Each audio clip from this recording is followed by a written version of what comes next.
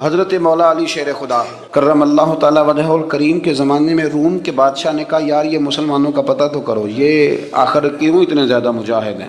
اس زمانے میں جاسوس بھیجنے کا مزاج تھا، اب تو جاسوس پکڑا جاتا ہے، اب تو جاسوس اور جاسوسی کا شوق ویسے آج بھی ہے۔ عرض کروں تھوڑی سی بات اس عنوان سے، پتہ کیا ہمارا مسئلہ ہے؟ ہم جہاں جاتے ہیں نا وہاں تھوڑی خوشبو سونگھنے کی کوشش کرتے ہیں، وہ کیا ہے تو یہ کیا ہے تو ادھر کیا ہے تو تھوڑا سا ادھر کیا ہے۔ میرے رسول پاک پڑھیے درود شریف، سارے پڑھیے ذرا زور سے، صلی اللہ تعالی۔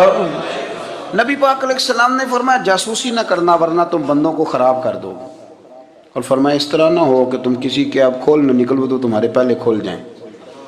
یہ جو ذوق ہے نا یہ ختم کریں، چھوڑیں، مطلب آپ کس چکر میں پڑے ہوئے ہیں؟ اتنی زیادہ توجہ کرنے کی کیا ضرورت؟ نے کام سے کام رکھیں، اس میں بندہ تھوڑا سا نا آسان رہتا ہے۔ یہ جو بہت زیادہ ٹٹولنے والے لوگ ہوتے ہیں نا وہ بیچارے پھر عمر ٹٹولتے ہی گزار دیتے ہیں، اس لیے کہ مزاج ہی بہت پکا ہے، بوری کا منہ کھول کے اندر تک ہاتھ ڈالنا، تو پھر کئی دفعہ سامنے سے بچھو بھی لڑ جاتا ہے، خرابی ہوتی ہے۔ تو جاسوسی کی جاتی تھی، اس نے بھی جاسوس بھیجے، کیونکہ قبیلوں کے لوگ تھے، کچھ مسلم کچھ کافر، پہچانے نہیں جاتے تھے لوگ، تو کچھ لوگ اس نے بھیجے، انہوں نے آ کے نا تحقیق کی، ریسرچ کری کہ آخر ماجرا کیا ہے۔ تو واپس جا کے انہوں نے رپورٹ دی نا روم کے بادشاہ کو۔ اس رپورٹ کا ایک جملہ بڑا شاندار ہے، وہ کہنے لگا بادشاہ ہمیں مسلمانوں کی کوئی سمجھ نہیں آئی، ہمیں کوئی سمجھ نہیں آئی۔ انہوں نے کہا کیوں نہیں سمجھ آئی؟ کہنے لگے یار عجیب بندے ہیں، جب رات مصلے پہ بیٹھتے ہیں تو یوں لگتا ہے ان کا دنیا سے رشتہ ہی کوئی نہیں، کوئی کسی کو نہیں جانتا، کوئی اپنے دکھ سنا کے رو رہا ہے، کوئی اپنی بات کر کے رو رہا ہے، لگتا ہے کہ ان کا کوئی رشتہ ہے ہی نہیں جب مصلے پہ بیٹھتے ہیں۔ اور فرمایا جب سویرے یہ جہاد کرنے نکلتے ہیں تو لگتا ہے ان سے زیادہ دلیر ہی کوئی نہیں۔ حالانکہ جو مسلوں پہ رونے دھونے کے لوگ ہوتے ہیں وہ کئی دفعہ جہاد میں کام نہیں کرتے، لیکن عجیب لوگ ہیں کہ رات کے راہب ہیں، دن کے مجاہد ہیں، کوئی سمجھ نہیں آتی۔ میرے عزیز، ان لوگوں نے مصلہ آباد کر کے رکھا، تلاوتیں ان کا ذوق رہی، منظر روز پڑھنا، اسباق پڑھنا، وظائف پڑھنا، یہ ان کا ذوق رہا۔ اعلیٰ حضرت بریلوی رحمت اللہ نے 1000 کتاب لکھی ہے، لیکن الوظیفۃ الکریمہ کے نام سے جو وہ صبح و شام وظائف پڑھتے تھے وہ الگ انہوں نے ان کو بیان کیا، پابندی کے ساتھ اپنی اللہ اللہ کرتے۔ شیخ شہاب الدین سہروردی رحمت اللہ علیہ اس پر ایک بندے نے اعتراض کیا، اس نے کہا جی آپ کس قسم کے صوفی ہیں، مرید بیٹھے ہیں اور آپ وہاں نفل پڑھ رہے ہیں؟ یہ بھی بڑا مسئلہ ہوتا ہے نا، جو بندہ ملنے آتا ہے وہ اپنے ٹائم کے حساب سے آتا ہے، اور پھر اس کا یہ بھی خیال ہوتا ہے کہ پیر صاحب جو ہیں وہ چونکہ درویش ہیں تو نہ انہیں روٹی کھانی چاہیے نہ سونا چاہیے، چونکہ وہ درویش ہیں، اور ہم چونکہ درویشوں کے ماننے والے ہیں لہذا ہمارا یہ طریقہ ہونا چاہیے کہ جیسے ہم کہیں درویش ویسے ہی کر جائے۔ حالانکہ اس کو آپ درویش کہیں گے آپ اس کی مانیں گے، آپ منوائیں گے نہیں، ہمارا مزاج ہوتا ہے۔ شیخ شہاب الدین پر لوگوں نے اعتراض کی، حضور لوگ ملنے آئے ہیں، زیارت کرنے آئے ہیں، یہ بندے دعا کرانے آئے ہیں، اللہ اللہ کرانے آئے اور آپ نفل پڑھ رہے ہیں، کیا جملہ ہے، کیا حسن ہے، کیا خوبصورتی ہے۔ فرمانے لگے رب رسول سے مانگنے کے لیے مصلی بچھایا ہے، اگر وہاں سے مانگوں گا نہیں تو تمہیں دوں گا کیا؟ پہلے مجھے کچھ لے تو لینے دو، اگر میرے پلے کچھ ہے ہوگی تو آگے دوں گا نا، تو میں مانگنے گیا تھا کہ یا اللہ دے تیرے بندے لینے آئے، دے تو میں کچھ لوں گا تو آگے دوں گا نا۔ لیکن ہمارا یہ سٹیٹس، یہ مزاج، یہ شعور نہیں ہے۔ گپیں، کہانیاں، داستانیں، گفتگو، خطابت، واز، کیا بات۔ 3 حدیثیں ابن ماجہ کی۔ حضرت عبداللہ رضی اللہ تعالیٰ عنہ فرماتے ہیں میں نبی پاک صلی اللہ علیہ وسلم کی بارگاہ میں آیا تو حضور نے فرمایا کہ کسی بھی بیماری کے جب تم شکار ہو جاؤ نا تو قرآن مجید کا دامن تھام لینا، اللہ تمہیں شفا عطا فرمائے۔ قرآن پاک میں شفا ہے، خود قرآن نے کہا وَنُنَزِّلُ مِنَ الْقُرْآنِ مَا هُوَ شِفَاءٌ وَرَحْمَةٌ لِّلْمُؤْمِنِينَ۔ قرآن میں شفا ہے۔ دوسری حدیث نبی پاک صلی اللہ تعالیٰ علیہ وسلم نے صحابی سے فرمایا اس طرح کرو، قرآن مجید اور شہد کو لازم پکڑ لو۔ فرمایا یہ 2 چیزیں ہیں جن کے اندر اللہ نے شفا رکھی ہوئی۔ تیسری حدیث پیش کر حضرت ابو ہریرہ رضی اللہ تعالیٰ عنہ فرماتے ہیں مسجد نبی شریف میں حاضر ہوا، 2 رکعتیں پڑھ کے حضور کی بارگاہ میں گیا تو نبی پاک علیہ السلام نے فرمایا ابو ہریرہ تیرے پیٹ میں درد ہے؟ میں نے بتایا نہیں، عرض نہیں کرنا پڑا، تیرے پیٹ میں درد ہے؟ میں نے کہا حضور تکلیف میں ہوں، تو حضور نے فرمایا نماز پڑھ۔ فرمایا جب بندہ نماز پڑھتا ہے تو رب اسے شفا عطا فرماتا ہے۔ تو شہد میں شفا ہے، قرآن پاک کی تلاوت میں شفا ہے، اور نماز میں نماز پڑھیں اور خوب پڑھیں، اور گھر میں بھی پڑھیں اور مسجد میں بھی پڑھیں، خوب پڑھیں۔ نبی پاک علیہ السلام تو ہر آفت کے وقت نماز ہی پڑھتے۔ سورج گرہن ہو جاتا تو حضور نماز کی نیت باندھ لیتے، چاند گرہن ہو جاتا تو نماز کی نیت باندھ لیتے، بارش نہیں ہوتی تو نماز شروع کر دیتے، بارشیں زیادہ ہو جاتی تو حضور پھر نماز شروع فرما دے۔ ہر موقع پر سرکار نماز پڑھتے۔ نماز کی طرف رجحان پیدا کریں، شوق پیدا کریں، قرآن پاک کی تلاوت کریں۔ گھروں میں جب قرآن پڑھا جائے گا تو بیماریاں دوڑ جائیں گی۔ میرے نبی کریم علیہ السلام نے مصلی سے دل لگانے کا درس دیا، حضور نے توجہ دلائی۔ صحابہ اس ذوق کے حامل لوگ تھے، وہ کوشش کرتے تھے۔ جناب صدیق اکبر رضی اللہ تعالیٰ عنہ کا عبادت کا مزاج ہمیشہ قائم رہا۔ حضرت عمر فاروق ساری رات اللہ کے حضور کھڑے رہے۔ حضرت عثمان غنی رضی اللہ تعالیٰ عنہ عشاء کی نماز پڑھ کے 2 رکعتوں کی نیت باندھتے تھے، 15 سپارے پہلی رکعت میں پڑھ دیتے اور 15 سپارے قرآن مجید کے دوسری رکعت میں پڑھ دیتے۔ آپ نے نا حضرت عمر فاروق کے وصال کے بعد ان کی ایک بیوہ سے نکاح کیا، حضرت عثمان غنی نے نکاح کیا۔ وہ خاتون آپ کے نکاح میں آئیں تو عرض کرنے لگی، امیر المومنین میرے لیے اعزاز تو بہت ہے کہ میں امیر المومنین کی بیوہ تھی تو امیر المومنین کی منکوحہ ہو گئی ہوں، لیکن حضور نہ تو میں جوان ہوں کہ میرے اندر رغبت ہوتی اور نہ میں اب اس قابل ہوں کہ کوئی خدمت کر سکوں، میرے ساتھ نکاح کی وجہ کیا بنی؟ تو عثمان غنی رو پڑے، فرمانے لگے میں نے عمر فاروق کو مسجد میں اپنے رب سے ڈرتے ہوئے دیکھا ہے، میں نے اسے روتے ہوئے دیکھا ہے، عدل کرتے دیکھا ہے، انصاف کرتے دیکھا ہے، امت کی خیر خواہی کرتے دیکھا ہے۔ تمہارے ساتھ نکاح اس لیے کیا ہے کہ تم مجھے یہ بتاؤ کہ عمر فاروق گھر کے اندر اپنے رب کو کیسے راضی کرتے تھے، گھر کے اندر کیسے راضی کرتے تھے، وہ طریقے بتلاؤ، تم بتاتی جانا اور میں بھی اسی طرح گھر میں عبادت کروں۔ میرے رسول کریم علیہ السلام نے ارشاد فرمایا، حضور فرمانے لگے جس گھر میں اللہ کا ذکر ہوتا ہے وہ گھر زندوں کا ہے، اور جس گھر میں رب کریم کا ذکر نہیں ہوتا وہ گھر زندوں کا نہیں ہے۔ گھر نا ہم نا کتابوں میں پڑھتے ہیں کہ ایک بزرگ کہتے ہیں، حضرت فضیل بن عیاض کہتے ہیں کہ میں ایک گلی سے گزر رہا تھا تو گھر کے اندر کسی قاری صاحب نے قرآن کی آیت پڑھ دی، ولی من خاف مقام ربہ جنتان، میں تے میرے کانوں سے ٹکرائی تو اللہ نے میری کایا ہی پلٹ دی، میں توبہ کر گیا۔ اب گھر کے اندر سے آواز آئے تو صحیح نہ تلاوت کی، پر اندر سے آواز آتی نہیں، یا ڈیک بجنے کی آواز آتی ہے، یا ٹی وی چلنے کی آواز آتی ہے، یا دھوم مچانے کی آواز آتی ہے۔ عبادت کا وہ جو خاص شوق تھا، وہ جو حسن تھا، وہ جو توانائی تھی، وہ جو بات تھی۔ ایک جگہ پہ ہم بیٹھے تھے تو وہاں ایک صاحب آئے اور انہوں نے آتے ہی کہا کہ مہربانی کریں ذرا مجھے مصلی دے دیں، میرے نہ کچھ نفل رہ گئے۔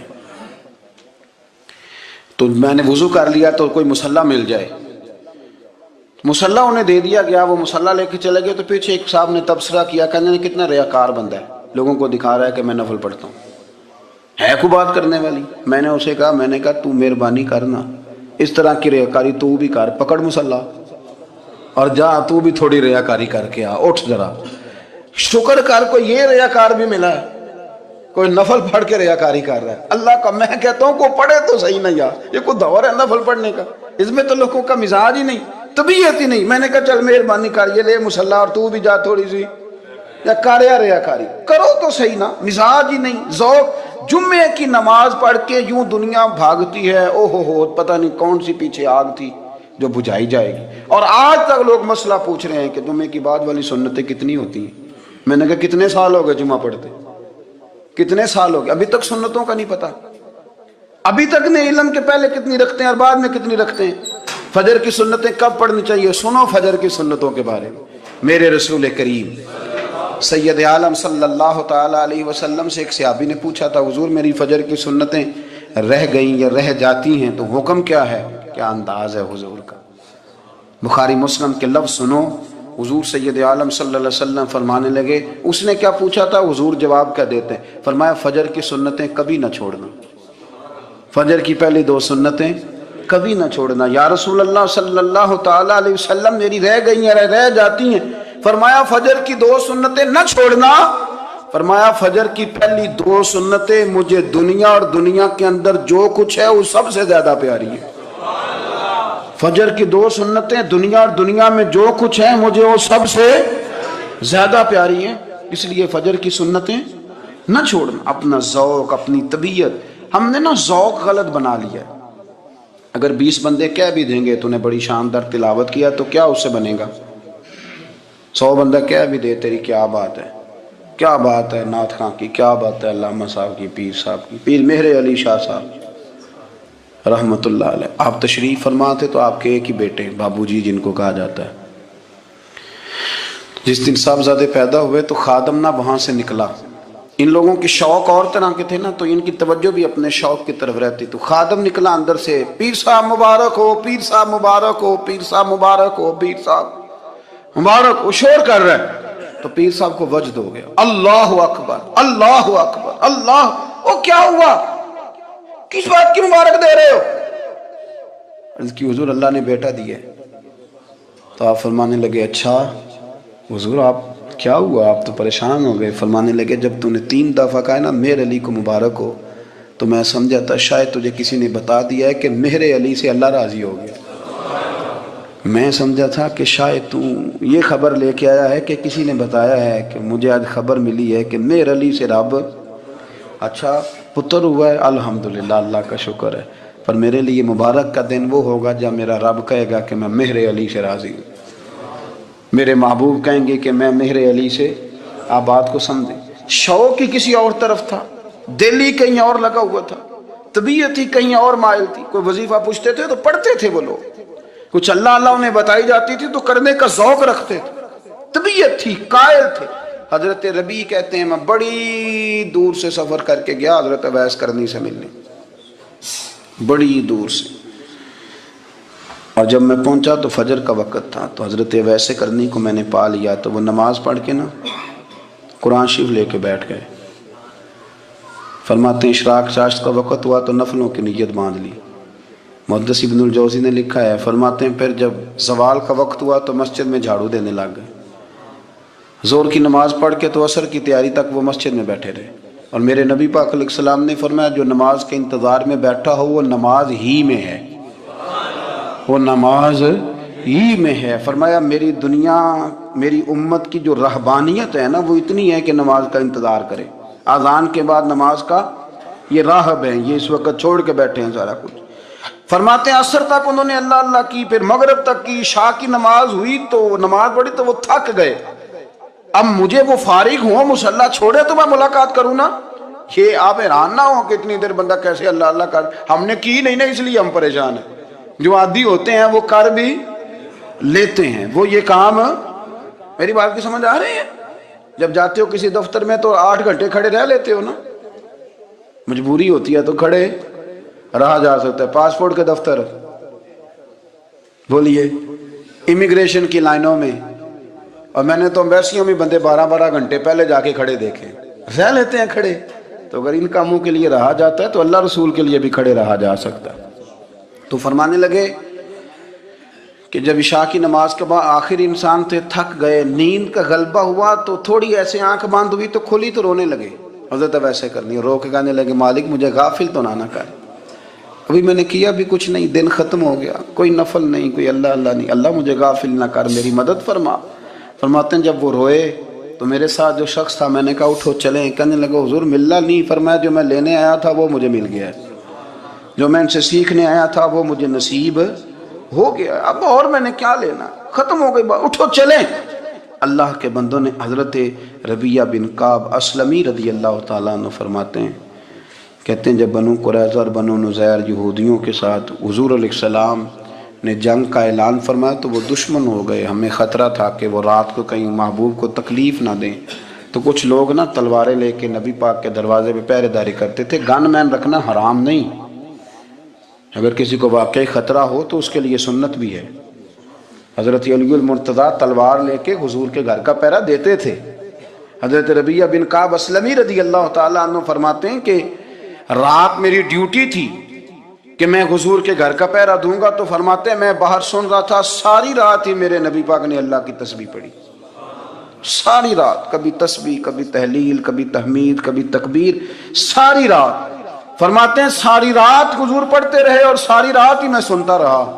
مجھے اونگ آ گئی، میری آنکھ لگ گئی، حضور ابھی پڑھ رہے تھے، میں تھک کے سو گیا، اور فرماتے ہیں جب میری آنکھ دوبارہ سے کھلی تو میرے کانوں میں پھر کوئی چیز گونجی، تو میں نے کان لگایا تو میرے حبیب ابھی بھی اللہ کو یاد کر رہے، ساری ساری رات حضور رب کی عبادت کرتے، اسی لیے تو کہا یا ایھا المزمل قم اللیل الا قلیلا، حبیب ساری رات تو نہ جاگا کر، تھوڑا آرام بھی کر لیا کر۔ میرے بھائی اپنا مصلی، اپنی عبادات، اپنے وظائف، اللہ اللہ جو آپ نے کسی سے سیکھی ہے اس کو کبھی کمزور نہ ہونے دیں۔ شجرہ شریف جو کسی بزرگ سے آپ لے لیتے ہیں تو کیا رسم ہے کوئی؟ اس پہ کچھ لکھا ہوتا ہے، وہ پڑھنے کے لیے دیا جاتا ہے، اس پہ لکھا ہوتا ہے کہ یہ اللہ اللہ آپ نے کرنی ہے۔ ساری زندگی کسی اسکول میں داخل ہو گئے اور وہاں جا کے آپ نصاب ہی نہ پڑھیں، کتاب ہی نہ کھولیں تو پاس ہو جائیں گے؟ تو کہتے ہیں میں 20 سال جاتا رہا ملا کچھ نہیں، تو آپ نے لیا کیا ہے؟